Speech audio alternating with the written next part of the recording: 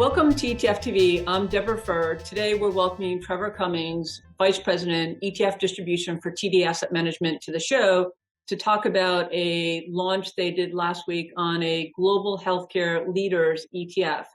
Trevor, welcome. Thanks, Deborah. Great to be here. Can you tell us a little bit about this new ETF that you launched last week, please? This is sort of maybe second of a series for us. We launched a Global Healthcare Index ETF. It's lowest cost in our Canadian marketplace. And I think it's most beneficial to think of this in terms of, why would you want healthcare? Why would you want healthcare now? And what did we do about it to try to innovate the space? And I think the first thing about healthcare really is demographics for sure. There's an aging population, certainly in Western Europe, in North America, in Japan, for example. And that really puts sort of a tailwind into healthcare expenditures for probably the next 2 decades plus. I think the other element to it is that healthcare is the second largest sector if we use the S&P 500 as a proxy. A 70-30 portfolio neutral weight to healthcare is about 10% now. And so we wanted to create a solution that could address that problem. The thing about healthcare today is that there's much more of a total addressable market than there was 25 or 30 years ago. Now there's genetics, there's biotechnology, there's medical devices and diagnostics, there's services, remote healthcare services are definitely coming on stream. So we wanted to make an ETF that really accounted for all of the new parts of healthcare, that was global, and that, gave people an opportunity to address a part of the market that they might not have enough of in portfolios. Would you classify this as a sector or a thematic ETF? I think what we call it here at TD Asset Management is special focus, which is kind of maybe in between the two. This isn't quite a narrow category like I think has proven very popular over the last couple quarters. We think this is something that you could buy in a portfolio or allocate to in a portfolio and keep for many, many years. I think there are definitely some strategic asset allocators that could use a solution like this in order to be very, very precise in building a model or building a portfolio. And there's probably going to be some others who are tactical, who want to, find mispriced assets or look for opportunities, but maybe just don't want to bear security-specific risk. So it's kind of a middle of the road between the two. And how does TD Asset Management think about which products you'll offer as ETFs and which you'll offer as mutual funds? It's an interesting question. I think for now, what we're doing on the ETF side of the business is we're launching additional solutions that are not carbon copies to what we do on the mutual fund side. We're an asset manager. We're not a fund company. And so really, I think what we're trying to deliver to the marketplace is an increased menu, a wider breadth of solutions. And so really the decision isn't, do we mirror or carbon copy our mutual funds with an ETF share class? It's more about what's going on in ETFs right now in Canada, and can we develop something that innovates or addresses maybe some shortcomings with the products that are already out there, in order to deliver value to our end users, to our investors. And who do you see as your end users or investors in your ETFs?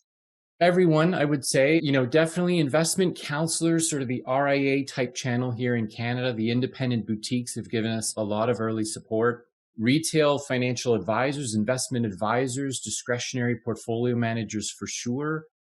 I think what's started to happen more recently, and it's definitely welcome for us, is do-it-yourself or individual investors are also starting to use our ETF solutions. We have some one-ticket solutions, as several other firms do, and we have these ETFs that, for the most part, again, are trying to be a little bit different, and the market likes that. We crossed $6 billion in assets last week, so we're doing something right, and we're getting support from a large swath of the investing public. What are your areas of focus for the rest of 2021?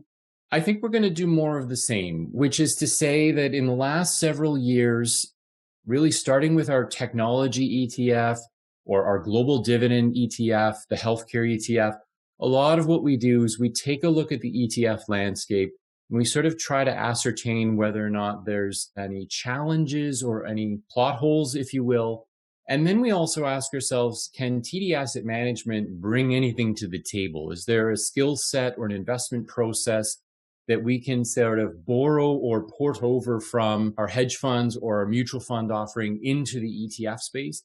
And that's really what we do here. And that's what I think we're going to continue to do through the rest of 21 and beyond.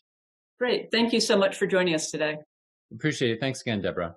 When we look at the other news, we had 18 new ETF listings last week, which is actually much smaller than we've seen in the prior few weeks. But we did see significantly more cross listings. 78 cross listings happened last week. So interesting to watch the trends that are happening. When we look at the listings, there were 13 issuers that listed products. They were on 10 different exchanges. 11 were equity, 4 were digital assets, 3 were fixed income, and 6 were ESG. And of course, we had thematics in there and a couple more focused on China. When we look at the digital space, we're seeing that this is definitely an area of interest. We know that this coming week, there's more products coming to market and many first. We've seen products from CoinShares on XRP. We had Litecoin. We had Bitcoin Inverse launched in Canada last week. So that's the first inverse product in Canada. We also saw that the ESG products that Legal & General has here in Europe have moved to ESG within smart beta or dividends.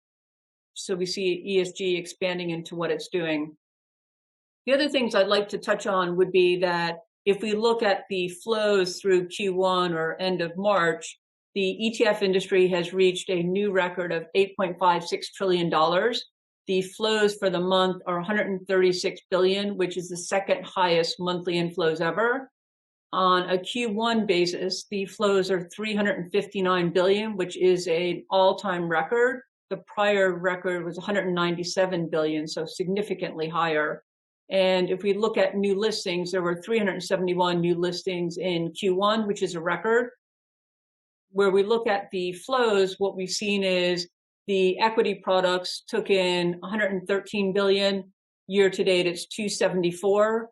If we look at fixed income, took in 11. Year to date is 33. Commodities actually have had net outflows for the month of -7, and year to date it's -6.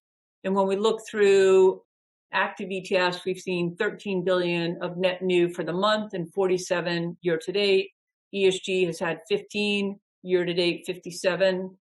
Thematic has had just 2.6 for the month, but 45 on a year to date basis. And digital assets year to date has taken in 1.6 billion. So we're seeing significant interest there off of a very small base, I would have to say. So I would like to thank you for watching. If you're interested in more details on the things that are happening on a weekly basis, go to www.etftv.net and sign up for our weekly newsletter that we send out. And I look forward to seeing you next week. Thank you.